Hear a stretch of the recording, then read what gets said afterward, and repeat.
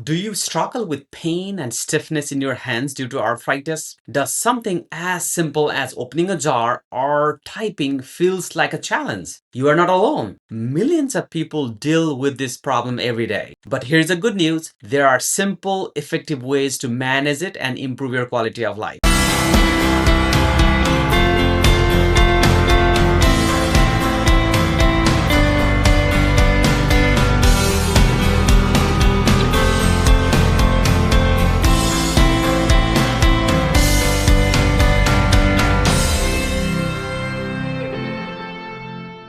Hi, this is Dr. Ananta Subedi, your rheumatoid arthritis coach here at the Room Doc. Today, I will be sharing some practical tips that can help you reduce your pain, stay active, and regain control of your hands. Let's get started. Arthritis in the hand, whether it's osteoarthritis or rheumatoid arthritis, can make even the simplest task feel frustrating. The pain, the stiffness, and swelling can slow you down, but the right strategies can relieve your pain. Let's dive into some easy solution you can start today.